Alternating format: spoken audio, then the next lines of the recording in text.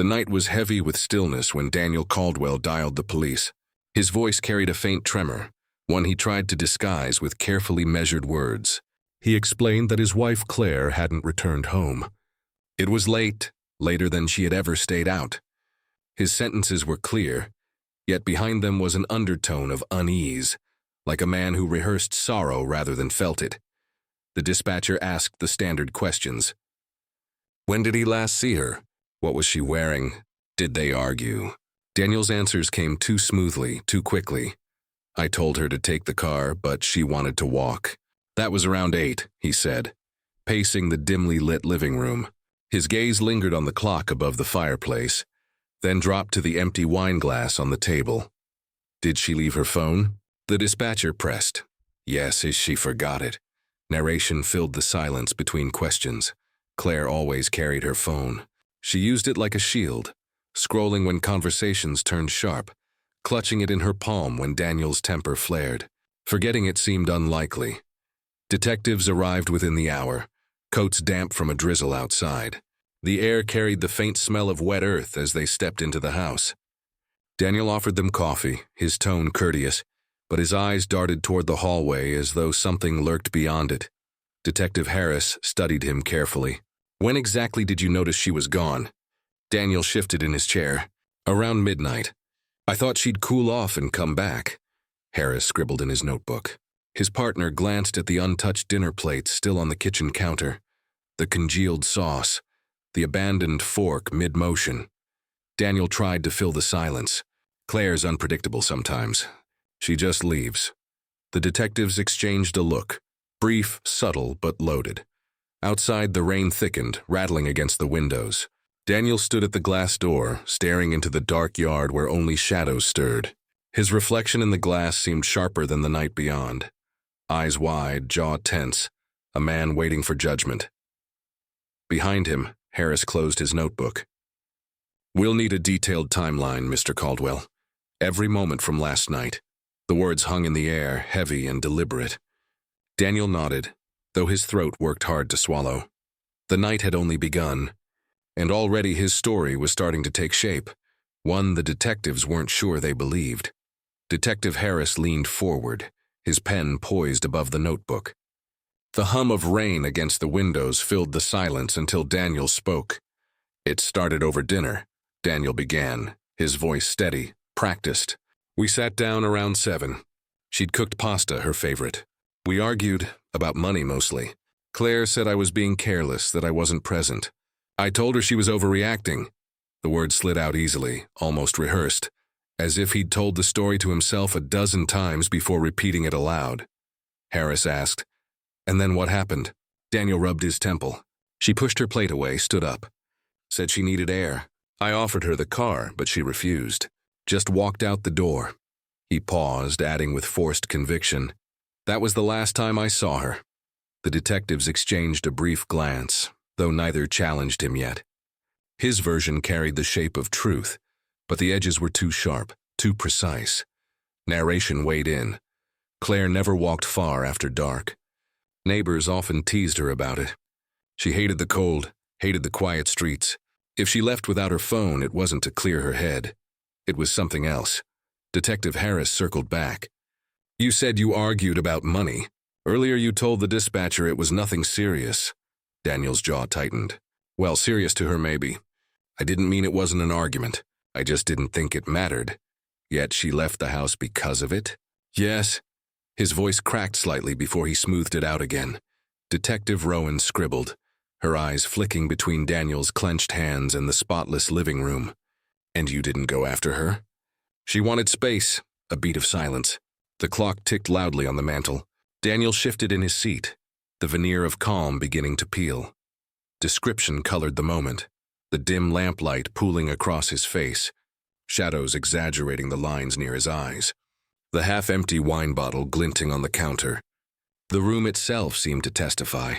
Plates left untouched, a single chair pushed back in haste. Harris closed his notebook softly. We'll need to verify your account, Mr. Caldwell. Neighbors, cameras. Anyone who saw her that night, Daniel nodded, though his throat bobbed with unease. As the detective stood to leave, Daniel sank deeper into the couch, eyes fixed on the door Claire had walked through.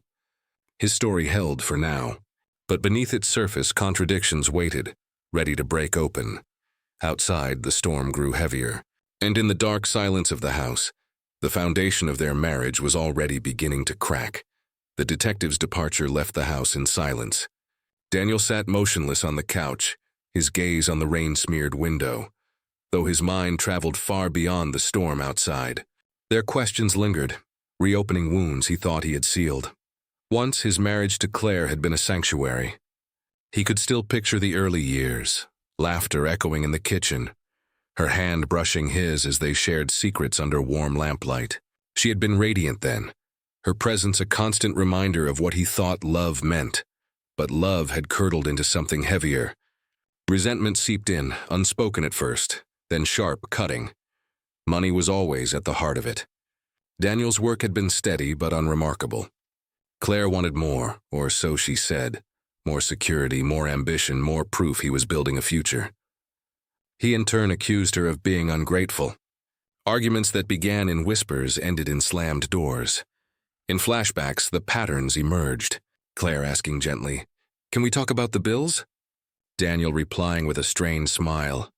"You always find something to complain about." His voice would harden, twisting concern into criticism until she second-guessed her own needs. At first, his manipulation had been subtle, a softened insult disguised as humor, an apology that circled back to her being too sensitive. But over time it became deliberate. Gaslight flickered in their home long before the police ever stepped inside.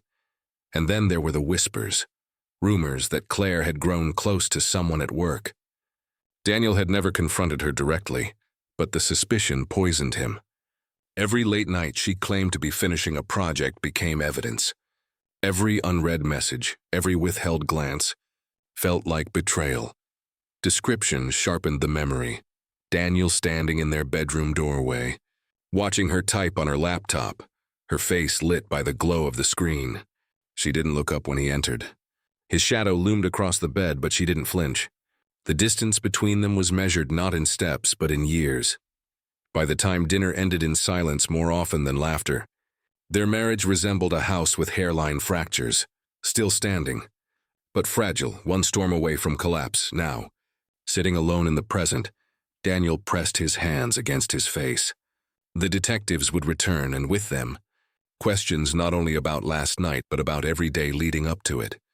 And somewhere out there, Claire's closest confidant held secrets that could shatter what little defense he had left.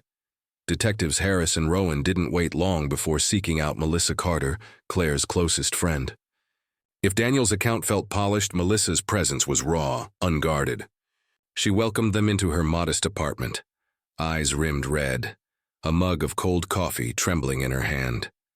"I knew something like this would happen," she said, her voice cracking. Claire told me she was scared of him. The detectives leaned in, letting her words settle. Melissa's apartment was warm but cluttered. Half-read books stacked on tables, framed photos of her and Claire smiling in brighter days. The contrast was haunting. Narration unfolded their history. Melissa had been Claire's confidant for nearly a decade, the one she called when nights grew too heavy. Over time, Melissa became a keeper of secrets Daniel never knew were shared. "She left me a voicemail last week," Melissa continued, fumbling with her phone. She sounded desperate. Her thumb hovered before pressing play. Claire's voice crackled through the small speaker, thin but urgent. "If anything happens to me, Melissa, promise me you'll tell them. I feel trapped. I don't know how much longer I can keep pretending everything is fine." The room stilled. Harris exchanged a look with Rowan, both understanding the gravity of what they'd just heard. Melissa swallowed hard. He always twisted things, made her feel like she was losing her mind. She'd tell me she thought she was imagining it, but I knew better. "Daniel wanted control," Detective Rowan asked softly. "Did she ever mention leaving him?" Melissa nodded. "Yes, she talked about moving out, about starting over. But she was afraid of what he'd do if she tried." Description added weight. Melissa's hands shook as she clutched the phone, knuckles pale. Outside her window, the city pulsed with life. Yet inside the apartment, time seemed suspended in grief and dread. Harris closed his notebook slowly. "Thank you, Melissa. This changes things." Her eyes brimmed with tears. "Find her, please. Don't let him talk his way out of this." As the detectives left, Melissa's voicemail echoed in their minds, haunting in its clarity. Daniel Caldwell's story was beginning to unravel, and the walls of his home would soon become the next silent witness. The detectives returned to the Caldwell residence the next morning, armed not only with suspicion, but with a search warrant. Melissa's voicemail had shifted the tone of the investigation. The house that Daniel called home was now considered a potential crime scene. Daniel greeted them at the door, forced politeness straining his voice. "You're back already? Told you everything." Detective Harris met his eyes. "We need to take a closer look inside, Mr. Caldwell." Narration filled the silence as Daniel stepped aside. The house was immaculate in a way that seemed unnatural. Counters wiped spotless, trash cans suspiciously empty, air faintly scented with bleach. It wasn't cleanliness, it was erasure. Rowan moved carefully through the kitchen, eyes narrowing at the broken edge of a wine glass tucked into the sink. Tiny red smears dotted the rim, faint but unmistakable. "How did this happen?" she asked, holding it up. Daniel shrugged. "Accidents happen." Claire dropped it. "She was clumsy sometimes." His laugh was hollow, forced. In the living room, Harris crouched near the carpet where faint discoloration marred the fibers. Under the portable UV light, the stain bloomed in eerie fluorescence. "Blood." Daniel stiffened. "That's from when I cut my hand fixing the shelf." "Weeks ago. Convenient timing," Harris murmured. Jotting it down. Description sharpened the tension. Blinds drawn tight. A lamp casting long shadows across the walls. The faint hum of the refrigerator breaking the oppressive quiet. Every corner seemed to breathe secrets, every object a potential witness. Rowan turned her attention to the cordless phone dock on the counter. Its call log was erased. "You said Claire used the house phone sometimes?" Daniel hesitated, then nodded. "She deleted things all the time. I don't keep track." His voice sharpened, defensiveness edging into anger. The detectives exchanged a knowing look. "Mr. Caldwell," Harris said evenly, "we'll be sending these items to the lab. If there's an innocent explanation, it'll come out." Daniel's jaw clenched. "I've done nothing wrong. My wife walked out on me. That's all there is to it." But his tone betrayed him. What once sounded rehearsed now cracked with irritation, the mask slipping under pressure. As the detectives sealed evidence bags, the house felt less like a home and more like a stage, one where the final act had already been played out in blood and silence. And soon, the past Daniel tried to bury would begin clawing its way into the present. The evidence pulled from the Caldwell home painted a troubling picture. But what surfaced next dragged Daniel's carefully polished image into darker territory. While the lab processed blood samples and fingerprints, Detective Rowan received a phone call that redirected the case entirely. A man named Adrian Wells had come forward, hesitant but insistent. He claimed to know Claire intimately from years before her marriage. His voice over the phone was edged with guilt. "I should have spoken up sooner. But if she's missing, you need to know what Daniel is capable of." The detectives met him in a quiet cafe, rain streaking the windows behind his hunched figure. Adrian's features were worn, eyes shadowed by memories he'd rather forget. "I dated Claire in college," he began, his hands wrapped around a coffee cup he never sipped. "When she ended things with me, it wasn't because she stopped caring. It was because Daniel wouldn't leave her alone. He followed her, called her at all hours. Once she found him waiting outside her dorm." Harris leaned forward. "Did she ever report it?" Adrian nodded grimly. "Yes, there was a restraining order. Short-lived, though. He charmed his way out of it, convinced everyone he was just a lovesick guy who went too far. But Claire, she was terrified." Narration deepened the moment. The detectives weren't surprised. Daniel's defensiveness, his controlling tone, the faint traces of violence in the house, all of it aligned with the pattern Adrian painted. Rowan pressed. "Did he threaten you directly?" Adrian's eyes flickered. "Once. Told me if I didn't back off, he'd make sure no one ever heard from me again. I didn't take it seriously back then. Now I wish I had." Description captured the weight of his words. The cafe's dim lighting reflected off the rain-speckled glass. the low hum of conversation around them fading as the truth sharpened into focus. Adrian looked like a man who had carried someone else's fear for far too long. When the detectives pulled Daniel's record, the restraining order was there, half buried in the archives. Proof that the shadows of his past had never really lifted. And now, those shadows threatened to consume what remained of his fragile facade. The next step was clear. To confront Daniel, not just with evidence, but with the ghosts he thought he'd left behind. The discovery of Daniel's restraining order unsettled the detectives, but it also reframed the portrait of his marriage. To understand the present, they needed to revisit the private battles behind the Caldwell front door, the ones only Claire and Daniel had truly known. Narration traced the patterns of control. Daniel rarely shouted. Instead, his weapons were quieter, more insidious. He would twist Claire's words until she questioned her own memory.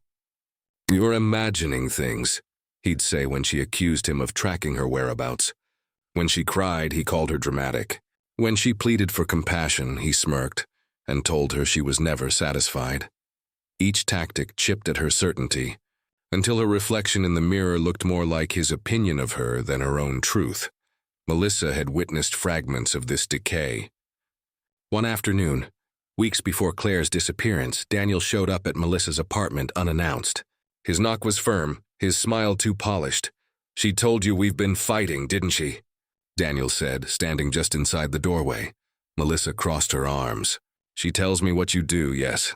He chuckled softly, shaking his head. Claire exaggerates. "You know how she is, emotional, impulsive. I love her, but she makes storms out of drizzle. Don't let her pull you into it." Melissa's eyes narrowed. "She's scared of you." His smile faltered, something colder flashing beneath the charm. Scared of me? Or of herself? She doesn't always see reality clearly. That's why she needs me. The room thickened with tension. Daniel's tone, once syrup-smooth, hardened like glass. "Friends like you," he continued, "they only confuse her. You plant doubts. You make her think she's trapped when really I'm the only one holding her together." Melissa stepped back, anger and fear warring in her chest. "If you care about her, let her breathe." He leaned in slightly, voice lowering to a threat wrapped in civility. "If you care about her, you'll stop filling her head with poison." Description sealed the memory. His shadow stretched across Melissa's wall, long and distorted, as if the darkness of his intentions could no longer be contained. When Melissa recounted this exchange to the detectives, their suspicions deepened. Daniel wasn't merely a grieving husband. He was a man whose control had long teetered on the edge of obsession. And soon, under the harsh light of interrogation, that mask would begin to crack.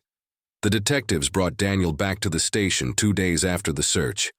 By then, the weight of evidence, bloodstains, erased phone logs, Melissa's voicemail, Adrian's testimony, had begun to press in like walls closing around him.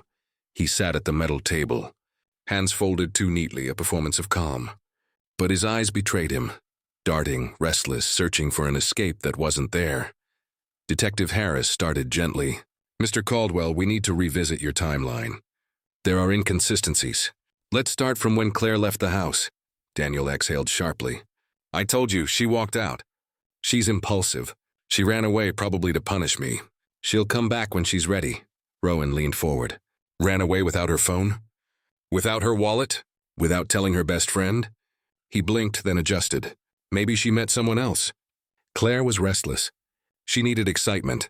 Maybe she finally found it. The detectives exchanged a look. His story was shifting beneath their gaze, cracks spreading across his carefully rehearsed facade. Narration painted the scene. The room was bare except for the table, the hum of the overhead light punctuating each pause. Daniel's breathing grew heavier, his knuckles whitening as he clenched his hands tighter. Harris pressed on. "So first she left for space. Now you say she ran away. And now you suggest she met someone? Which is it?" Daniel's voice rose, sharp with frustration. "Why don't you ask Melissa? Or that old boyfriend of hers?" Claire was never satisfied. She wanted out. Maybe she finally did it. Rowan's pen scratched the notebook slowly, deliberately. "Funny thing, Mr. Caldwell, we've spoken to both. Neither said she wanted to leave you. They said she was afraid of you." His jaw tightened, a muscle twitching as silence swallowed his response. He shifted in his chair, the air of control slipping. For the first time, his hands trembled. Description heightened the moment. The sterile gray walls seemed to close in. The mirror on the far wall reflecting a smaller, more fragile version of the man who once projected confidence. Harris leaned back, voice steady but firm. Your story doesn't add up, Daniel. And the truth, whatever it is, always surfaces. Daniel looked down at his hands. Jaw clenched, eyes burning with something between fear and rage. And outside the station, that truth was already waiting to be unearthed in the woods. 2 days after Daniel's interrogation faltered, the call came in. A hiker, veering off a trail in the state park, stumbled across what he first thought was discarded clothing. But the soil was freshly disturbed, the fabric half buried. When he brushed back the leaves, he saw pale skin beneath. By the time detectives arrived, the shallow grave had become the center of a crime scene. Yellow tape stretched between trees, the air filled with the low hum of radios and the thrum of boots on wet earth. Narration painted the discovery. Claire's body lay curled, as though she had tried to shield herself even in death. The soil clung to her hair, her hands stiff, nails broken as if she had fought against being dragged. Detective Rowan stood over the scene, her throat tightening. She had heard Claire's voice in that voicemail, pleading, trapped. Now the plea had become final. Bag everything, Harris ordered quietly. Evidence emerged quickly. Fibers from a blanket matched one missing from the Caldwell home. Tire impressions near the site aligned with Daniel's vehicle. Most damning of all were fragments of Claire's jewelry, pieces Melissa confirmed she never removed, still clinging to the earth that had failed to hide her.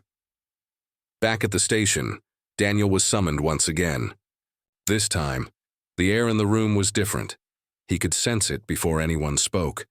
Harris laid down a photograph of the discovery. We found her, Daniel. Daniel's eyes flicked to the image, then away. His lips pressed together, thin and bloodless. For once, he didn't try to fill the silence with explanations. Rowan leaned in. Fibers from your blanket. Tracks from your tires. Jewelry she never took off. Do you want to tell us how it got there? Still, he said nothing. His silence weighed more than any denial could. His breathing grew shallow. His gaze fixed on the table as though the wood grain could swallow him whole. Description sharpened the moment. The interrogation room seemed colder, the fluorescent light unforgiving on Daniel's ashen face. The reflection in the glass wall showed a man cornered, stripped of the illusions he'd clung to. The case against him was no longer suspicion. It was a body, a grave, and the truth buried with her, and now it would be the court's turn to judge him. The courtroom was thick with silence, the kind that carries judgment even before a verdict is spoken. Daniel Caldwell sat at the defense table in a crisp suit, but the charm he once wore like armor seemed frayed. His eyes were downcast, his posture rigid. For the first time, he no longer controlled the story. Narration framed the scene. Rows of strangers filled the gallery, their faces drawn to the man accused of burying his wife in the woods. Reporters scribbled, cameras waited outside. Every detail of his private life was now public property. The prosecution began with witnesses. A neighbor testified about late-night arguments, how Claire's voice had once echoed through the walls, trembling and muffled. Another friend spoke of bruises she'd seen, marks Claire had explained away with brittle laughter. Then came Melissa. She walked to the stand with quiet resolve, her voice steady even as her hands trembled. Claire told me she was afraid, she said, locking eyes with Daniel. She said if anything happened to her, it would be because of him. Defense counsel objected, but the words had already landed like a strike. The jury shifted, absorbing the weight of Claire's fear through her friend's voice. The most damning evidence followed. Claire's diary, its pages stained with ink and dread. The prosecutor read aloud passages in which she described feeling trapped, manipulated, unseen. He tells me I'm imagining things. Sometimes I wonder if I am. But the fear feels real. It never leaves me. Daniel shifted in his seat, his jaw tight, eyes darting toward the jury. He opened his mouth once as if to protest, but no words came. Description painted the moment. The light from the tall windows cast stark bars across his face, like shadows of a cell waiting for him. The jurors watched him not as a grieving husband, but as a man revealed. By the time the prosecution rested, the story Daniel had tried to craft had unraveled completely. His smiles, his denials, his polished facade, all lay shattered under the testimony of those who had known the truth. The trial wasn't finished, but the outcome was already tilting, and soon, the final voice to be heard would not come from Daniel at all, but from Claire herself. The courtroom was hushed when the jury filed back in. Hours of testimony, weeks of evidence, and years of secrets had all led to this single moment. Daniel Caldwell sat motionless at the defense table, his once confident posture hollowed by fatigue. The foreperson rose. "We, the jury, find the defendant guilty." The word echoed through the chamber, final and unyielding. Daniel's shoulders sagged, his hands gripping the table as if it were the last tether to his version of reality. The mask he had worn for so long was gone. In its place was a man stripped bare by truth. Narration deepened the moment. There was no dramatic outburst, no last-minute plea. Only silence, heavy and suffocating. For the first time, Daniel realized the story he'd spun had been dismantled piece by piece, until nothing remained but the grave he had tried to hide. Then came the reading of Claire's diary. The prosecutor's voice softened, reverent, as if giving her back the words Daniel had stolen. "He tells me I'm too sensitive, that I misremember things. Sometimes I wonder if I'm losing myself. But at night when I lie awake, I feel the fear pressing down on me. It's real. It's him. If anything happens to me, let it be known." I tried to tell the truth. The courtroom listened in silence, every word from the pages striking deeper than testimony ever could. Claire, gone but unforgotten, spoke louder in death than she had been allowed in life. Melissa sat in the gallery, tears streaming silently down her cheeks. She had carried Claire's secrets, borne the weight of her friend's fear, and now, finally, the truth was no longer buried. When the judge pronounced the sentence, life without parole, Daniel barely flinched. He stared at the floor, as if searching for cracks to swallow him whole. Description framed the close, the sound of the gavel striking wood, the shuffle of jurors rising, Melissa's trembling hand clutching Claire's diary. Outside, the courthouse steps brimmed with reporters, their voices a blur against the autumn wind. Later, standing alone beneath a gray sky, Melissa reflected not only on justice but on the cost of silence. Love had once blinded Claire, power had bound her, and secrecy had sealed her fate. But the truth had emerged, sharp and unrelenting, even if too late to save her. And as Melissa closed the diary, she whispered, "Your voice was heard, Claire. Less."